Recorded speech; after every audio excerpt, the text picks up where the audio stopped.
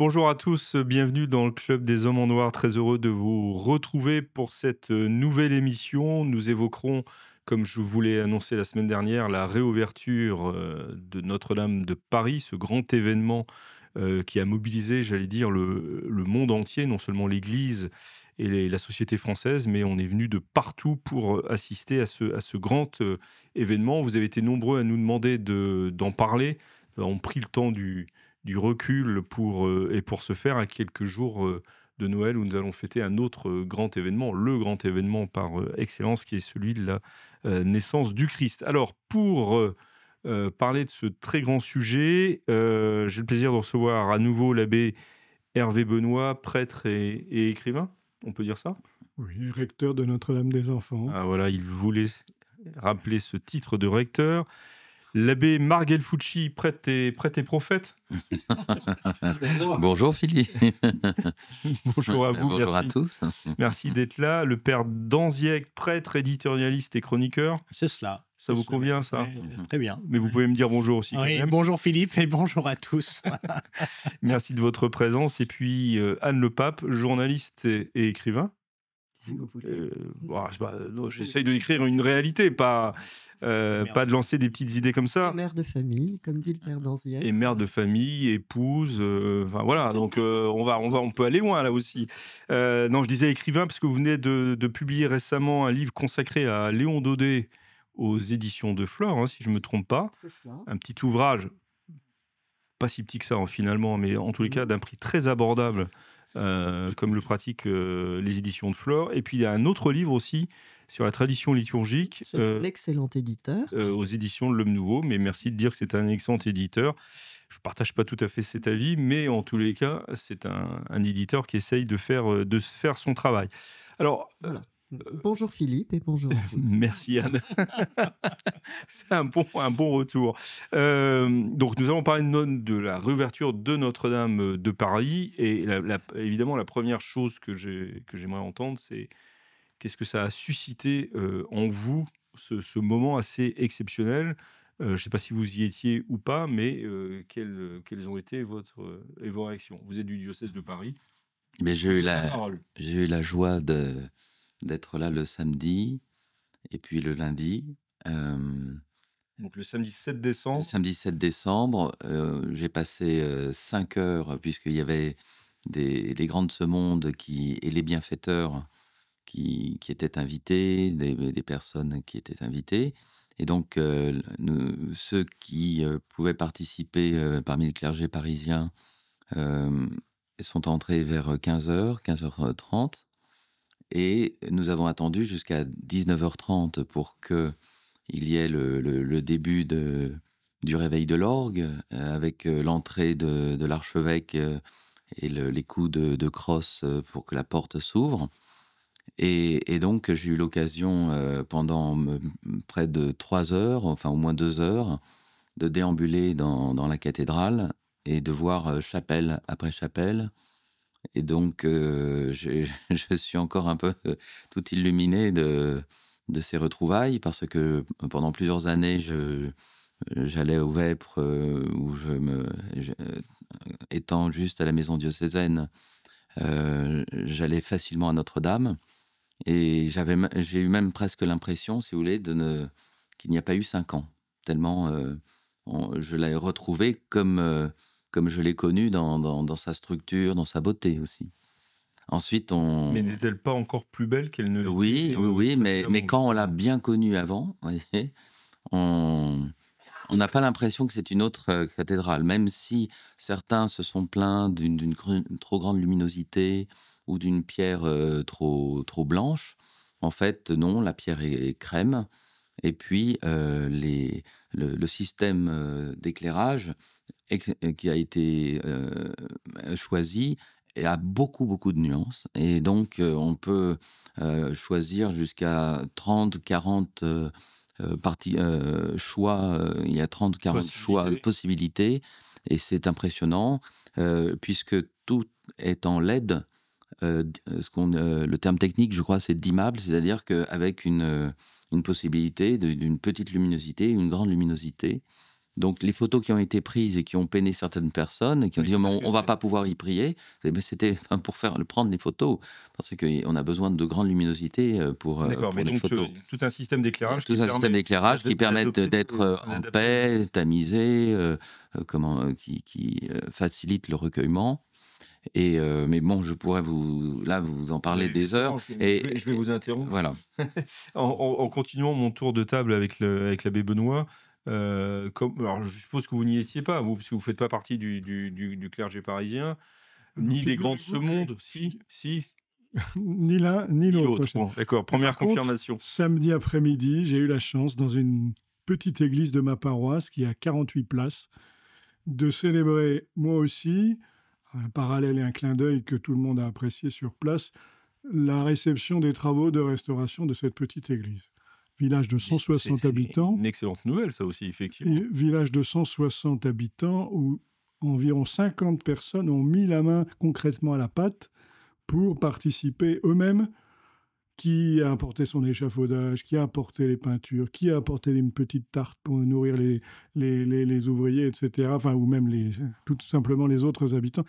Un petit événement microscopique, mais qui nous a inscrits liturgiquement, avec utilisation du rituel, de la dédicace. Que vous avez apporté pour nous. Oui, parce que... Bien nous faire voir de quoi il s'agit. Oui. Voilà. Et donc, une réaction double, évidemment, parce que je me suis un petit peu rattrapé. Donc, je n'avais pas le temps de suivre en direct. Voilà. Mais pour de bonnes raisons, et des raisons, un clin d'œil tout à fait sympathique, en tout cas pour dire aussi que nos petites églises de campagne, des maires, des conseillers municipaux et des habitants admirables continuent à les entretenir. Parce qu'on parle beaucoup de destruction d'églises, mais là aussi, alors d'autres événements plus ça positifs. fait partie de ma réaction contrastée. Donc, on en a parlé en off avec le père Gelfucci, notre émerveillement de voir le monde entier se précipiter à Notre-Dame. Vous savez, vous me connaissez, je suis un partisan du verre à moitié plein, mais là, franchement, au moitié vide, pardon, mais là, vraiment, c'était extraordinaire de voir les hommes les plus puissants du monde se précipiter, vivre cette liturgie qui a eu certains petits couacs, mais franchement, là, c'était quand même extraordinaire. L'orgue qui a secoué Notre-Dame comme pour le réhabiter dans chacune de ses cellules, enfin, vraiment quelque chose de tout à fait admirable. On va sûrement en reparler, se disputer un petit peu là-dessus. Mais voilà. Et la deuxième partie de ma réaction, c'est quand je suis allé voir sur Internet les réactions. Alors là, je suis tombé de ma chaise. Alors, restez sur votre chaise pour l'instant. Simplement. Et puis on va en reparler peut-être de ces réactions. Enfin voilà. Émerveillement, en tout cas, dans un premier temps. Voilà, restons sur ce plan pour l'instant. Je continue mon tour de table. Alors, ne faisant pas partie ni du clergé parisien, ni des grands de ce monde, je suis vraiment surpris par ce point-là. Je n'étais pas à Notre-Dame. Mais comme je pense, enfin, je ne sais pas, je n'ai pas vu les réactions sur Internet, mais on ne peut être que bouleversé par cette réouverture, bien évidemment. Mais ce que j'ai retenu aussi, c'est une petite chose, c'est que il y a très peu souvent cette cérémonie de réouverture et que après les profanations de la Révolution, il n'y avait pas eu cette cérémonie de réouverture avec cette solennité finalement. Il y avait simplement eu une messe de réparation. Ça m'a frappé. Donc, effectivement. Mais il y a eu quand même une messe de réparation, qui était peut-être l'essentiel. Voilà, bien sûr, mais pas ce déploiement de cette cérémonie de réouverture. Et en tous les cas, il n'y avait pas eu à l'époque, je suppose, cette arrivée du monde entier pour assister à cette messe de réparation. Chers amis, vous êtes en train de regarder le Club des Hommes en Noir. Je me permets juste de vous dire que saint Ambroise disait que nous ne serons pas jugés sur ce que nous aurons donné, mais sur ce que nous aurons gardé. Vous nous regardez ? Eh bien, ne gardez pas pour vous tout cela. Donnez-vous. Allez maintenant dans la description de la vidéo pour effectuer votre don. Un grand merci. Père Danziac. Le sentiment, la réaction, c'est que c'est la tradition qui nous gouverne. Voilà, la tradition gouverne les hommes et les grands, les puissants sont venus dans cet édifice millénaire, chargé d'histoire, mais surtout de prière. J'aime beaucoup cette expression de Guillaume Cuchet en parlant de Notre-Dame de Paris qui dit que c'est la paroisse de l'histoire de France. Les grands de ce monde sont là, les puissants. Tout ce qui attire les lumières des projecteurs était présent dans cette église, dans cette cathédrale. Et pourquoi? Pour célébrer sa restauration effectuée par la réappropriation des savoir-faire ancestraux sublimés par la technique actuelle. Et la tradition, c'est pas les techniques seulement du passé enfermées dans du formol. C'est une réactualisation permanente de ce qu'il y a les plus grands trésors de l'âme humaine et du savoir-faire humain réactualisés avec le temps. Vous avez dit que vous avez retrouvé Notre-Dame, chers confrères, avec un grand bonheur et que vous l'avez trouvée sublimée, mais finalement elle-même. C'est le plus beau commentaire, je crois, que l'on peut faire, notamment de quelqu'un qui change d'état de vie, sans changer d'être, quelqu'un qui se marie ou quelqu'un qui rentre dans les ordres, et on le retrouve 10 ans après, on dit c'est le même en mieux. Voilà. Là, c'est la même Notre-Dame, mais en mieux, toujours plus belle, toujours plus majestueuse. Et je crois aussi que c'est un grand message, une grande pédagogie de notre Mère du Ciel, de Notre-Dame, de prendre sous son manteau de pierre tous et chacun. Voilà, moi, j'ai été assez sensible à cela. C'était certes, à certains égards, très moderne dans les interventions, on a vu Gauthier Capuçon qui était sur son instrument. Bon, tout ça, c'est des personnes, des artistes, hein, mais qui sont assez médiatiques. On a vu Vianney chanter, reprendre l'Alléluia de Léonard Cohen. On a vu Marion Cotillard clamer du Victor Hugo, Garou chanter Le Temps des cathédrales. Voilà, pour ceux qui sont nés, qui avaient 15 ans dans la fin des années 90, ils savent à quoi ça fait référence. Eh bien, malgré tout, il y avait un vrai respect, en fait, une vraie profondeur, une vraie gravité. Voilà. C'était pas la foire, c'était certes spectaculaire à certains égards, mais je pense que ça correspond bien à la réouverture de Notre-Dame. Et d'une certaine façon, d'un point de vue pédagogique, je pense que ça aussi, ça attire tous et chacun, les plus proches comme les plus lointains de l'Église. Maintenant, passer cette réouverture spectaculaire, il faut que tranquillement Notre-Dame retrouve sa vocation première, celle d'être un tabernacle de prière. Et j'ai parlé avec une personne qui a eu la grâce d'assister à la messe le dimanche soir à Notre-Dame. Elle m'a expliqué que c'était très recueilli, très priant. Les gens n'étaient pas sur leur téléphone portable. Beaucoup de gens à genoux à la consécration, beaucoup de communion à genoux. Donc, je trouve que c'est très réconfortant. Je suis sûr que Notre-Dame va continuer de faire des miracles. Voilà. Alors, est-ce que finalement, il ne faut pas se réjouir que Notre-Dame, c'est un peu provocateur, évidemment, moi je suis complètement d'accord. Oui, oui, parce que seul le bon Dieu peut, pour le mystère du mal, pardon de vous couper l'herbe sous le pied, mais c'est le mystère du mal. C'est seul Dieu est capable de tirer d'un mal un plus grand bien. Ça ne veut pas dire que de tous les maux, nous en retirons un plus grand bien. Il faut que nous appuyions sur la grâce de Dieu. Et là, vous trouvez que donc, moi je trouve votre regard partagé visiblement. Oui, alors je rajouterais juste une petite chose aussi, parce que c'est un de mes dadas.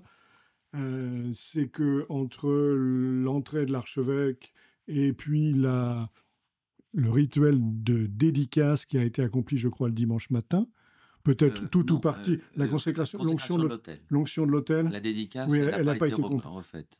Enfin, il y a quand même eu ce rite absolument magnifique de la consécration de l'autel, je rappelle. Et alors, ça va me permettre de basculer sur l'aspect un peu plus négatif. C'est que donc c'est que pour ça en fait. Oui, c'est un rite magnifique. On va pas. Moi, je veux pas chipoter. Ça a été fait. Tout le monde a vu ce qu'on ne voit jamais. Et surtout, moi, j'étais impressionné que dans ces fameux commentaires par la suite, personne n'ait parlé de cette consécration de l'autel. Personne. Alors que les reliques qui ont été déposées, ça a été déposé de manière extrêmement solennelle. En plus, les reliquaires étaient magnifiques. Et c'est ce qu'on appelle, dans un hôtel, c'est ce qu'on appelle le caveau. C'est une référence à la mort et la résurrection de notre Seigneur. Et donc, que des saints ou des saintes soient présents dans l'autel, par leur corps, par des morceaux de leur corps, hein, c'est des os, ça a été signifié de manière extrêmement solennelle. Et quoi qu'on pense de l'esthétique de l'autel en question, le caveau était très bien fait, donc il y avait une plaque qui a été retirée et les reliquaires splendides ont été déposés et la plaque remise. Seront-ils Et il y a Saint-Charles-de-Foucauld, Sainte-Catherine-Labouré, le bienheureux Guica, qui est un prêtre parisien, mais d'origine ukrainienne. Vladimir Guica, oui. Vladimir Guica, et Hosanna. deux saintes, non, et cinq, Marie-Sophie Barra Et et Catherine Labouré. Catherine Labouré et Mère Eugénie, enfin deux saintes des œuvres caritatives de Paris, et puis Saint-Charles-de-Foucauld, converti à Paris, Sainte-Catherine Labouré, qui est extraordinaire, et le bienheureux Vladimir Guica, qui est là pour le coup le martyr de ces reliques. Oui. Martyr du communisme. Ah, Voilà, oui, martyr tout à du fait. communisme. Et ces reliquaires sont appelés à rester Rester définitivement dans l'hôtel. Ils seront Comme dans visibles ou pas certains hôtels, est-ce que certains hôtels romains en particulier, la relique est visible de l'extérieur? Non. Non. Ce qui est dommage, c'est qu'il n'y a pas de pierre, parce que c'est du bronze. Et voilà. Mais bon. Ensuite, excusez-moi. Non, vous avez raison et je suis heureux d'avoir toutes ces précisions magnifiques. Et ça me renforce dans l'idée qu'on a eu, encore une fois, on pourrait chipoter sur un point ou un autre, mais on a eu le rituel complet de cette consécration d'hôtel et c'est magnifique, quoi. Et puis, avec des moyens dont les curés de campagne pourraient rêver pour rénover leurs églises et pour pouvoir avoir ce projet. Alors, après, moi, je passe à un petit peu ce qui m'a profondément agacé, c'est que non seulement cet aspect... voilà, mais on a vu un certain nombre de délires, mais absolument inimaginables, quoi. Qu'est-ce que vous voulez dire par là? Parce que depuis le temps, on va prendre un exemple tout simple.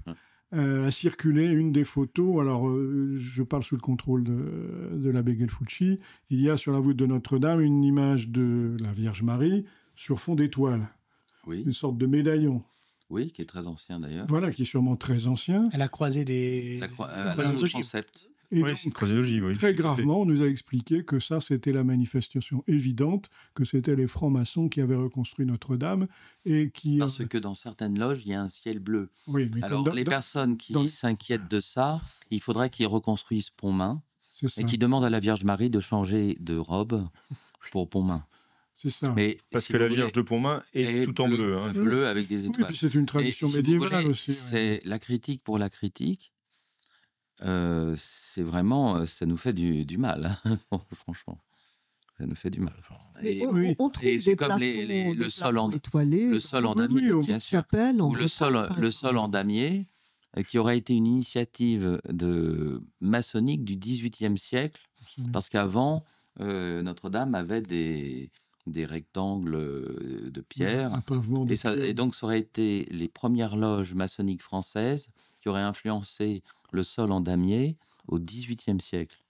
Et le fait qu'il ait été restauré montre une volonté maçonnique. De continuité. Si vous voulez... Moi, j'ai pas le temps. On est épuisé. Juste comme ça. Voilà. Mais bon, c'est que ça s'est répandu sur Internet. Ne parlez pas tous ensemble. Finissez, monsieur l'abbé. Mais ça se répand chez des personnes vraiment trop inquiètes et qui nous nuisent même à ce qu'elles veulent dire, c'est-à-dire se protéger d'influences qui vont s'écarter de Dieu, de la révélation, de la morale chrétienne. On est bien d'accord. Quand on prie pour les francs-maçons, pour leur conversion, c'est parce que, qu'ils soient déistes ou pas, il y a un côté libertaire dans la philosophie maçonnique que l'Église a toujours réprouvé en leur demandant de revenir vers l'acceptation dans la foi de la révélation. Il y a un certain gnosticisme dans la franc-maçonnerie qu'on ne pourra jamais accepter. Et même pour ceux qui vont à la messe, qui se disent chrétiens, qui se disent catholiques, généralement, c'est incompatible. Ce n'est pas compatible. Et ça a été rappelé même récemment par le Saint-Siège. Mais de là à dire n'allez même pas à la cathédrale parce que c'est devenu un temple satanique et un temple maçonnique, voilà. Et si on veut, sinon après, je vous laisse parler. On peut aussi avoir la critique par rapport à la chape, par rapport aux morceaux d'orgue et par rapport aux reliquaires de la Sainte Couronne. Mais c'est vrai que J'arrête là pour finalement gâcher tout ce que je viens de dire de gentil c'est que c'est vrai que le reliquaire de la Sainte Couronne, il faut, pour l'ego et les couleurs, c'est difficile. D'accord, on sent que votre sensibilité là. Pierre Dandier, vous voulez. Moi déjà, même si j'entends que ça suscite des réactions, moi j'avoue, je perds. Enfin, je veux pas vous jeter l'opprobre, mais c'est un peu le sujet aussi. Oui, non, mais moi, ces choses-là, enfin, moi, c'est des fous. C'est pas forcément des fous, il y a aussi des gens qui sont un peu perdus et qui sont inquiets. Ou qui sont inquiets, oui, tout simplement.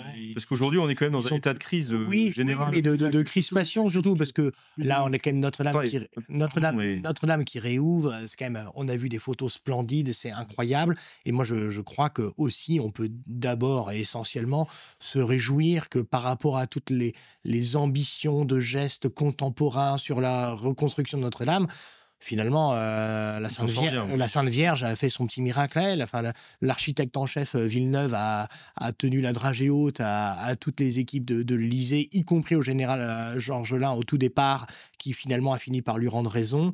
Là, le Figaro hors série a fait un numéro incroyable sous le conduit de Michel de Gégère. Et vous avez à la fin justement tous les différents projets qui sont montrés avec des photos, etc.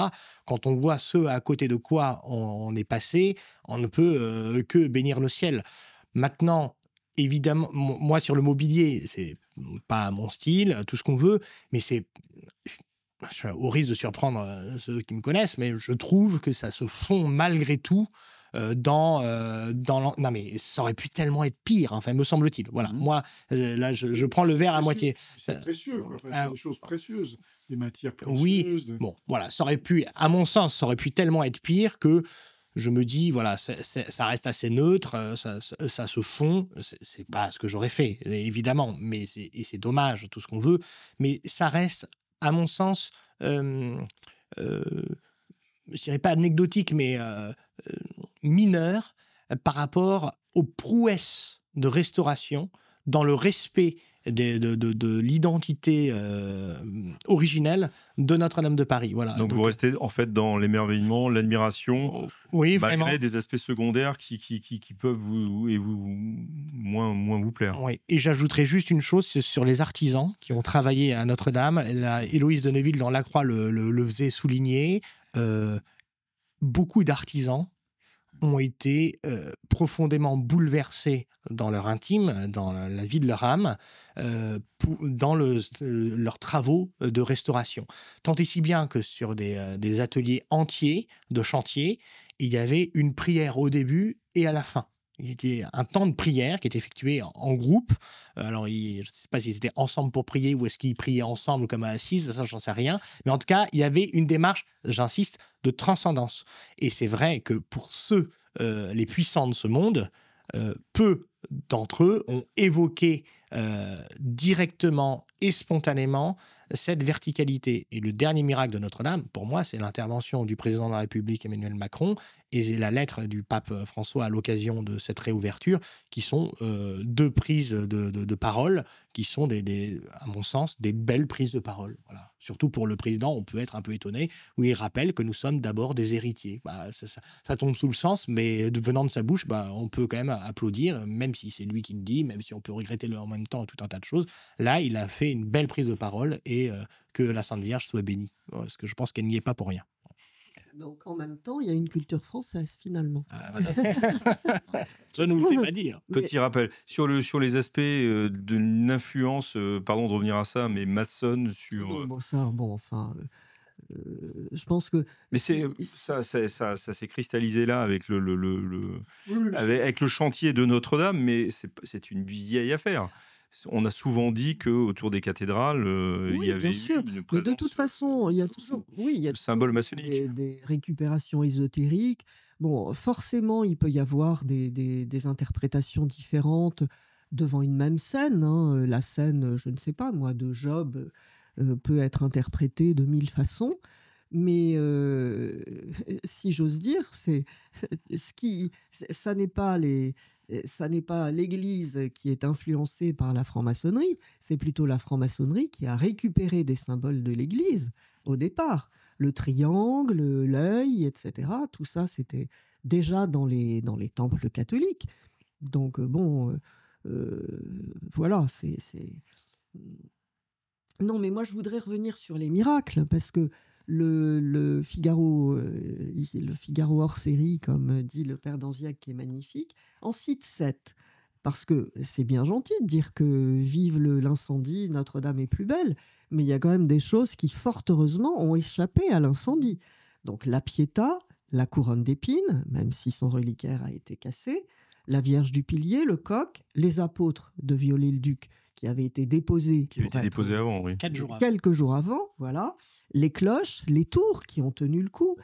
J'ajoute l'orgue qui aurait pu fondre. Hein.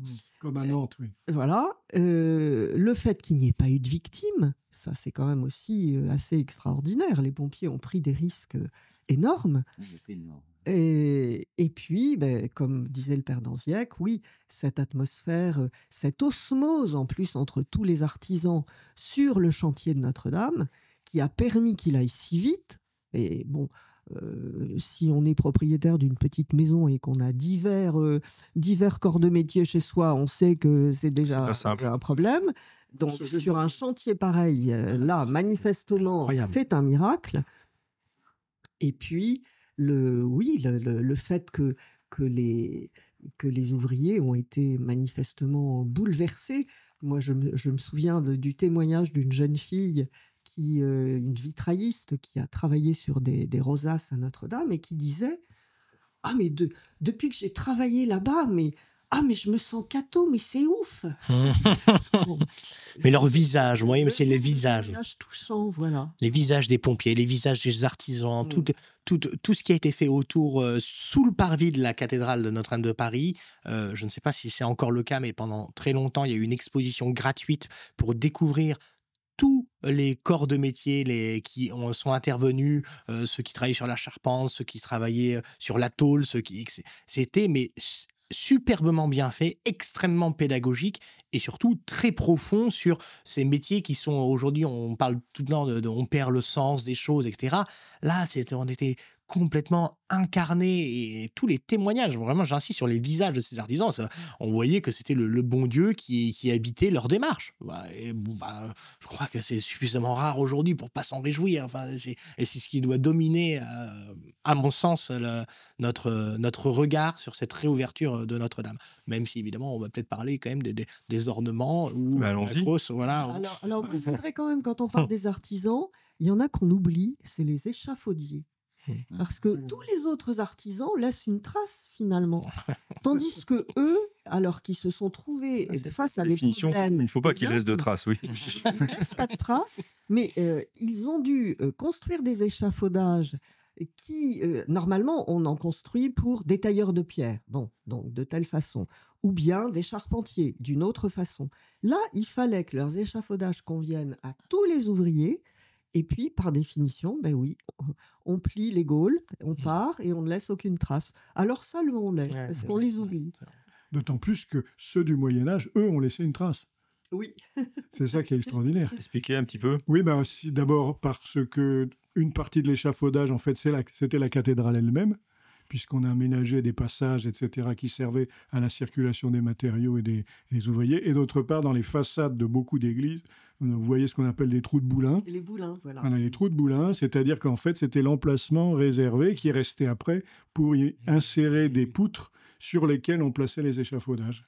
Voilà. Donc, les échafaudiers modernes, eux, ne laissent aucune trace. Voilà. Quoi, la modernité peut avoir son... C'est ce que vous vouliez dire. C'est que oui, c'est un abandon à la divine providence encore plus grand. Voilà. Alors, sur les ornements. Effectivement, il y a un petit mot pour le coq. Oui. Le coq, l'ancien, est exposé, à mon avis, pour toujours. Enfin, donc tout va bien pour lui. Il est très abîmé, mais quand la flèche s'est effondrée, il est parti sur la rue. Ouais. Mais il est là, et on a fait un autre coq, en fait. C'est ça. Mais je crois que les reliques qui étaient dans le coq ont été préservées. C'est ça qui est incroyable. Ouais. Alors, Père d'Anziac, les ornements, j'ai commencé à réagir en disant ce qui m'a semblé très frappant, c'est que la tradition nous gouverne. Voilà.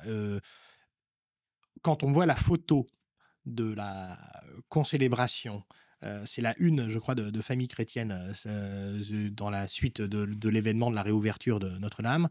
Ce qui est très frappant, c'est que tout est magnifique. Il y a quelque chose qui jure au milieu de la photo.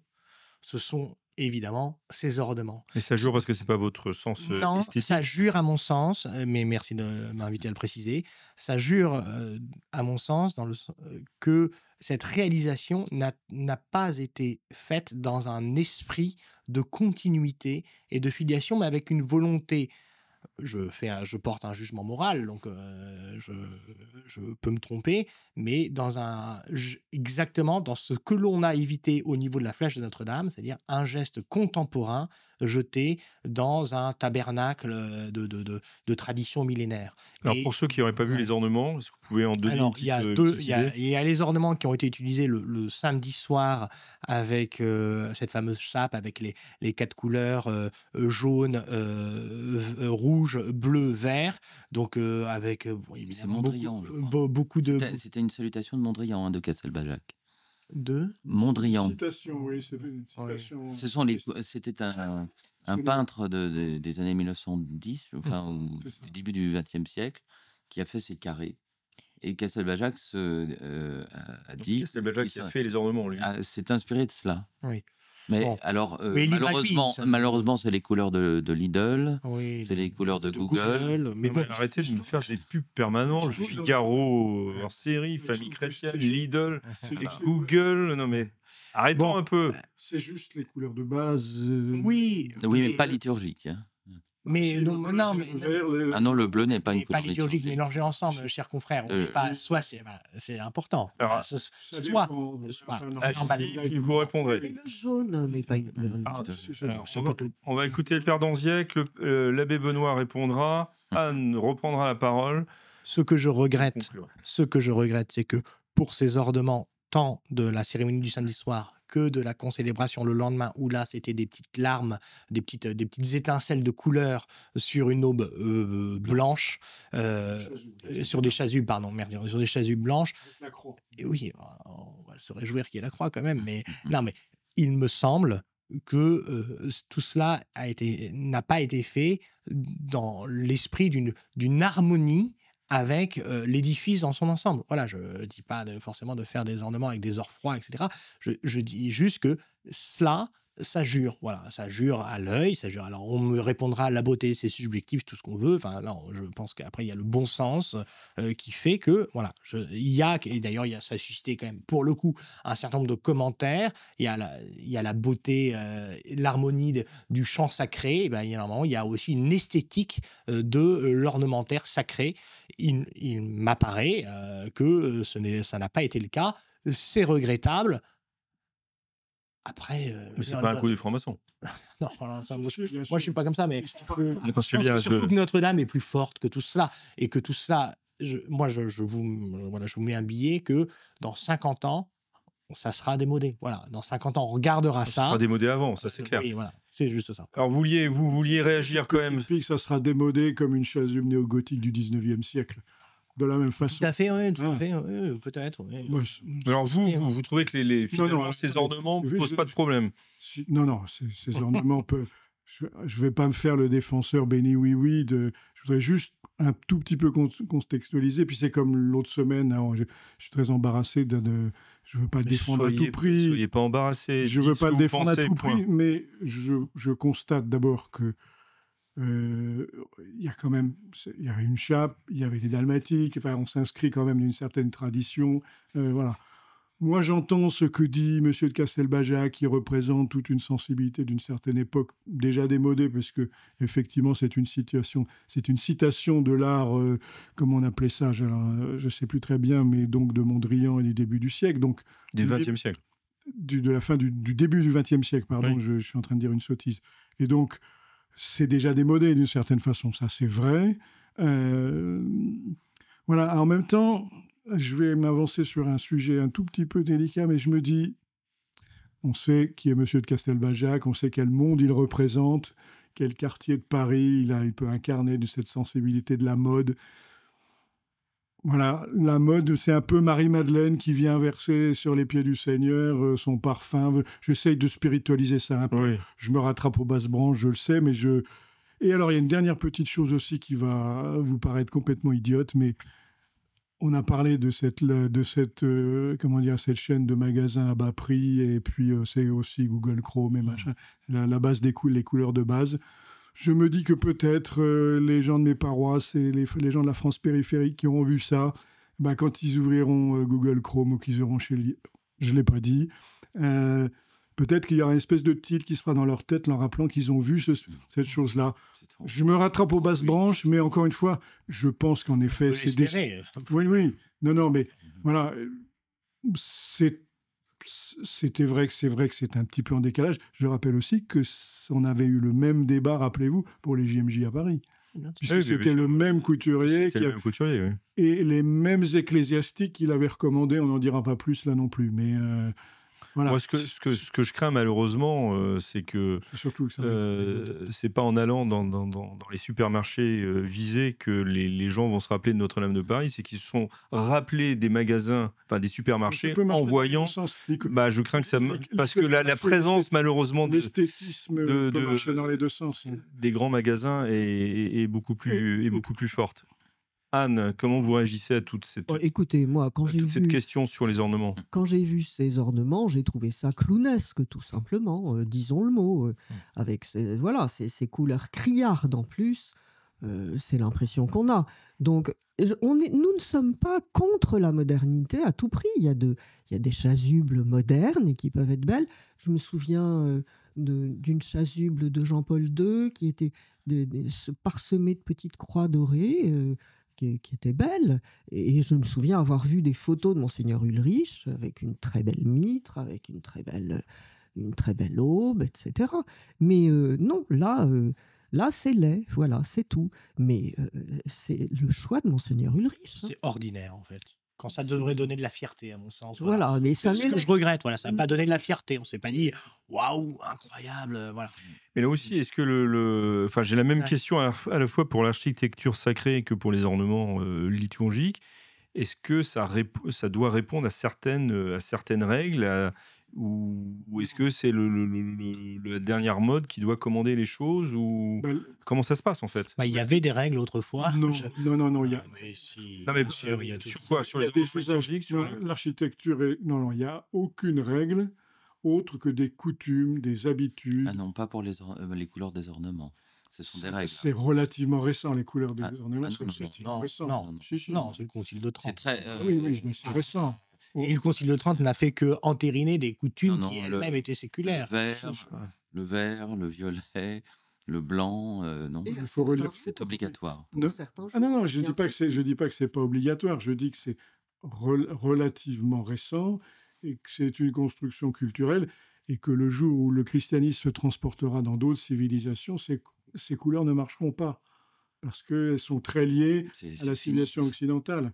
Et ça, mais bon, on peut toujours en discuter. Mais en tout cas, pour la construction des églises et les matériaux, il n'y a pas de règle. Il n'y a pas de nouvelle civilisation actuellement à découvrir qui remettra en cause le violet ou le vert. Oui, mais ils l'ont accepté. Ils l'ont accepté. Quand vous allez chez les catholiques en Chine, ils utilisent les couleurs liturgiques. Oui, parce qu'ils sont profondément occidentalisés. Oui. Après, il me semble que, comme pour beaucoup de choses, comme pour la loi naturelle, il y a toutes ces lois non écrites qui font partie d'un bon sens esthétique d'une part et d'un respect, d'une correspondance par rapport à l'atmosphère des lieux. Voilà, encore une fois, vous avez dit l'adjectif clownesque avec la liberté du laïcat. Il me semble, là aussi, que le respect vous guide pour que ce que vous faites soit en harmonie, qu'on s'oublie, qu'on soit au service d'eux. Bon, là, moi, il me semble pas que c'était le cas. Voilà. Bon, encore une fois, je dis, on passe Notre-Dame passera au-dessus. Et dans les prochaines semaines... tous ceux qui vont venir dans Notre-Dame, on estime que pour cette année, il y aura au moins 15 millions de personnes qui vont venir. Et quand vous dites cette année, c'est 2024-2025? Tout à fait. Enfin, 2025 maintenant. Oui, quasiment, effectivement. Et tout ça, ça sera oublié. Bien sûr. Oui, bien sûr. Et je reviens sur la messe à laquelle la personne qui a assisté, elle m'a dit les ornements très beaux, enfin la messe très classique, etc. Donc, Donc il y a immédiatement après, en fait, on Oui. est rentré, on est revenu à... C'est ce qu'a dit D'ailleurs, l'abbé les Benoît. chasubles blanches, malgré le côté un peu des petits éclats, mais finalement, il y a des chasubles modernes de nos jours qui n'ont pas du tout de croix. Mais la croix, d'ailleurs, n'est pas nécessaire dans vous avez des chasubles anciennes qui n'ont pas de croix, où c'est la couleur liturgique simple, comme les chasubles italiennes n'ont pas forcément de croix. C'est des chasubles françaises ont plus des croix. Et là, pour le coup, ici, la croix dorée sur la chasuble des prêtres ou de l'évêque est extrêmement nette. Voilà. Moi, ce que je voudrais Elle est juste dire, grande et nette. Et là, pour le coup, c'est classique. C'est classique, effectivement. Chers amis, vous êtes de plus en plus nombreux à regarder les vidéos du Club des Hommes en Noir, et cela nous touche énormément. Mais savez-vous que la plupart des gens qui regardent nos vidéos ne sont pas abonnés à la chaîne de l'Homme Nouveau, et ça change tout. Parce que plus d'abonnés, ça veut dire plus de visibilité, et donc plus de contenu à vous proposer.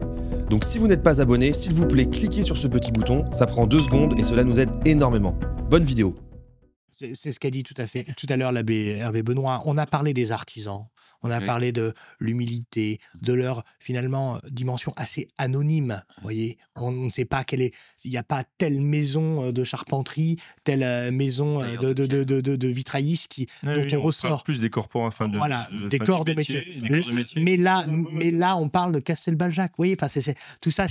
Et voilà, il me semble qu'il y a 2 univers avec 2 options de service de la beauté et qui sont divergentes. Voilà, j'incline à préférer l'une qu'à l'autre. Enfin, voilà, c'est tout. Alors là, on a parlé des vêtements liturgiques. Est-ce que le mobilier liturgique, lui aussi, doit répondre à des règles? Alors, vous n'êtes pas d'accord sur les règles des vêtements liturgiques, mais est-ce que le mobilier liturgique doit répondre à des règles? Est-ce qu'il correspond bien à ce qu'est enfin, le nouveau mobilier liturgique correspond bien à ce qu'est de Notre-Dame, en fait, cet écrin dont vous parliez? Il y a un certain nombre de prescriptions. Par exemple, que l'autel doit être en pierre, mais que des exceptions sont possibles, en fonction des lieux, etc., selon certaines règles. La construction du bâtiment lui-même, je me rappelle des cris d'orfraie quand... alors, on peut discuter esthétiquement sur la cathédrale d'Évry, mais en expliquant que là aussi, la construction en briques, c'était satanique. Hein. L'Église n'a fait aucune prescription ni sur la forme, ni sur la nature des matériaux, ni sur les dimensions, ni sur les ouvertures, ni sur l'éclairage, rien du tout. Il y a des usages, il y a des traditions, il y a des coutumes. Je ne connais pas de canon. Normalement, on peut faire le tour de l'autel, Ouais, c'est ça. par exemple, et ce qui n'est pas le cas c'est l'abbé Nadler, le prêtre du diocèse de Vannes, qui a écrit un livre sur la liturgie de Paul VI, et son premier réflexe, il est assez présent sur le réseau social X, il a commenté, il a dit, voilà, déjà, cet autel ne correspond pas aux D'accord. prescriptions. Quand vous parlez de cet hôtel, c'est celui de Notre-Dame de Paris, Notre-Dame de ne Paris. correspond pas, on ne peut pas en faire le tour au même niveau on est obligé de descendre d'une marche pour en faire le tour. Non, alors normalement, il explique que dans les prescriptions, on peut en faire le tour. Mais il n'y a pas marqué que ça soit au même niveau. Là. Écoutez, moi, je ne suis pas un spécialiste, mais lui, il parle en commentateur autorisé, me semble-t-il. Donc, en tout cas, il explique, l'abbé Nadler, qu'il ne correspond pas aux normes en vigueur. Maintenant, comme vous l'avez souligné, vous avez utilisé le terme des exceptions peuvent être faites. On en revient sur le cadre général de l'atmosphère actuelle. Évidemment qu'il y a des règles, évidemment qu'il y a moins de règles qu'autrefois, et évidemment surtout qu'il y a beaucoup plus d'exceptions qui sont donc de latitude qui sont Surtout, laissées. les exceptions sont devenues des règles, c'est surtout ça. Donc voilà. Nous aussi, mais à partir du moment où c'est l'Église qui nous donne l'exception, qui nous permet l'exception, si c'est l'Église qui le permet. Je crois ce sont les hommes d'église. Non, c'est dans les prescriptions des rituels. Mais l'esprit de l'église, si on parle de l'église par rapport aux hommes d'église, Oui, c'est que l'autel soit en pierre. Oui, mais c'est dans la prescription du rituel, bien sûr. Donc voilà, ça c'est une réponse. L'esprit de l'église par rapport aux exceptions. Et pour quelle raison? L'autel soit en pierre. Il y a je suppose qu'il y a C'est un sépulcre. Il y a une raison précise, c'est un sépulcre, c'est pour ça. Donc voilà. C'est aussi une table, Oui, tout autant. mais les deux. Les deux. Donc il y a forcément une tension entre les deux. Oui, mais c'est en pierre. Enfin, une table peut être en pierre, non? Oui, oui, bien. Ah, mais aussi, non, mais ça n'exclut pas le fait que ça puisse être dans un autre matériau. L'Église recommande que ça soit en pierre, mais explique qu'il y a des pays où il n'y a pas de pierre. Mais il y a eu des modes où les autels étaient en bois, avec une pierre très sculptés, tout ça, mais on mettait toujours une pierre. Avec le caveau dont je vous parlais tout à l'heure, pour les reliques. Pour les reliques. Et donc, cette pierre était plus ou moins grande, mais elle était à l'endroit où on pose le calice et l'hostie pour garder cette tradition. Puisque les premières messes étaient célébrées en cachette dans les catacombes à Rome, sur les tombeaux. Et c'est pour cela qu'on célèbre la messe. Ça a été creusé dans de la pierre. Voilà. Oui, mais ça restera toujours une tension entre ce qui est l'idéal et la plénitude de la réalité et nos réalités humaines qui s'en situent forcément à une certaine distance. Mais demander à des spécialistes du gothique, eux auraient préféré un bel hôtel gothique. Néo-gothique. Oui, mais en harmonie. Oui, c'est ça. Je suis assez d'accord avec vous, comme l'hôtel de Chartres, par exemple. Voilà, c'est ça. Comme l'hôtel de Chartres. Moi, ce qui m'a frappé, c'est que dans toutes les photos que l'on voit de la nef en enfilade, donnant sur le chœur, ce qu'on doit voir quand on entre dans une église ou dans une cathédrale, c'est l'autel, justement, puisque c'est le centre, c'est la pierre du sacrifice. Et bien là, l'œil est complètement attiré vers l'ancien autel, le maître-autel qui est là, qui trône, et on ne voit absolument pas le nouvel autel. C'est pour ça que moi je m'en réjouis, parce qu'il est très neutre, en fait. Il est très neutre. Ça m'a fait penser à la célèbre théorie de l'enfouissement, en fait. On est cette espèce de fausse humilité, on est le levain dans la pâte, on est discret, etc. On est simple, on est humble. Bon, cet autel, on ne le voit pas. Donc, alors la théorie de l'enfouissement, ça date quand même. Ça date, oui, mais vous savez, Monseigneur Ulrich n'est pas très jeune. Oui, je pense que ça correspond exactement. Vous avez raison, madame. Ça correspond profondément à la génération de l'archevêque de Paris et du recteur de Notre-Dame. Vous avez une tribune tout à fait récente dans la Croix sur l'usage. Vous lisez trop la Croix, cher confrère. C'est intéressant. C'est intéressant. Et une tribune qui fait l'apologie des vases sacrés en terre cuite, d'un retour à plus d'humilité. Donc on sent aussi, vous avez tout à fait raison, ça a été dit, je crois, dans l'émission précédente, qu'on a un peu tourné la page quand même des excentriciteries des années 70. En tout cas, la position de Père Benoît. Moi, oui, c'est un autre temps. Et en même temps, on sent une sorte de dernier coup de menton, de volonté de redonner.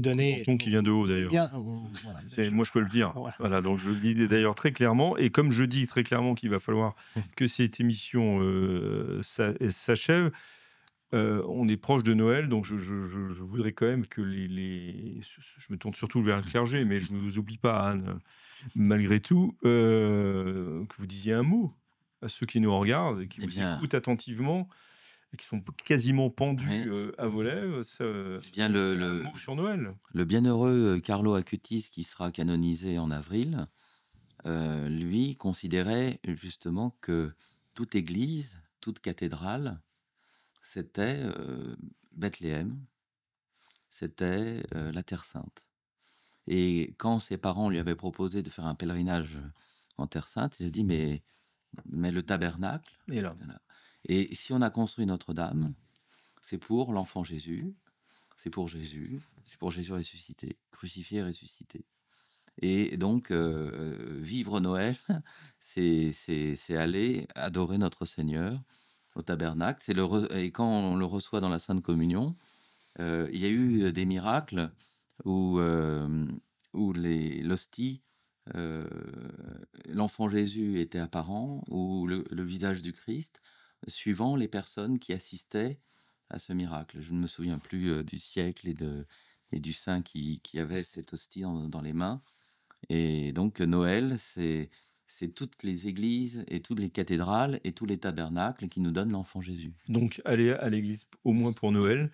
J'inviterai tous nos auditeurs à avoir devant la crèche, et aussi devant le tabernacle bien sûr, mais devant la crèche, avoir une pensée toute particulière pour nos frères chrétiens de Terre Sainte. du Liban et de Syrie. Je crois que c'est vraiment la fête de Noël où il va falloir particulièrement penser à eux et prier pour eux. Anne, Eh bien, je continue autour de table. Vous m'avez volé les termes. Mais non, vous êtes en communion. Je voulais parler des chrétiens d'Orient, justement. Et puis, puisque nous avons parlé de Notre-Dame, je signale et je rappelle aux auditeurs qu'il y aura une chapelle dédiée tout particulièrement aux chrétiens d'Orient à partir du 25 mai prochain, je crois. À Notre-Dame. À Notre-Dame, sur une proposition de l'œuvre d'Orient. Et ce sera avec des icônes qui sont écrites en ce moment par des artistes français et par des artistes orientaux. Écrite, c'est le terme qu'on utilise pour les icônes. Voilà. Donc effectivement, pensez à nos frères chrétiens d'Orient, tout particulièrement pour ce Noël. Père Danziac, vous êtes le plus jeune, donc je vous laisse la parole de conclusion. Évidemment, au pied de la crèche, le soir de Noël, on peut confier tout un tas d'intentions. Elles ont déjà été, certaines d'entre elles ont été exposées. Noël, c'est la fête de la famille. C'est aussi le temps où il faut faire la paix, je crois, entre nous. Mettre sous le tapis certaines réalités contrariantes dans nos rapports humains pour se concentrer sur l'essentiel, au moins le temps d'une messe et le temps d'un dîner. Et j'ajouterais qu'on vient de parler de Notre-Dame, de cette restauration sublime et merveilleuse.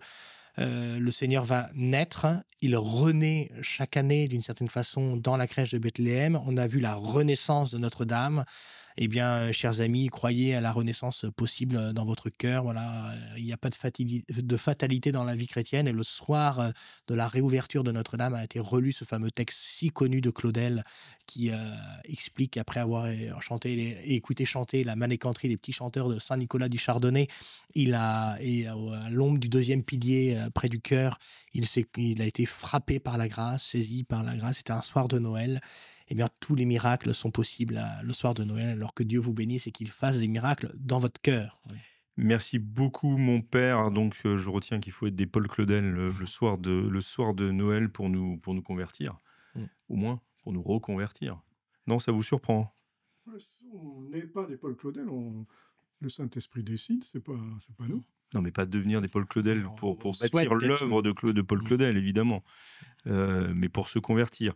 Nous nous retrouvons, j'espère, l'année prochaine pour la suite de cette saison, si du moins cette émission peut continuer. Vous savez que nous avons besoin de votre soutien financier pour cela, soit à travers l'offre rejoindre ou l'offre soutien même, soit à travers vos dons avant le 31 décembre prochain, puisque c'est moyen de les défiscaliser. Je suis désolé, je sors un peu de cette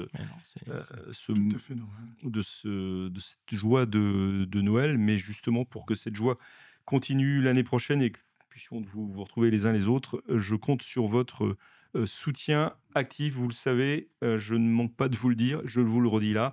Et j'espère donc vous retrouver en janvier prochain. D'ici là, de toute façon, que Dieu vous garde et très joyeux Noël à tous.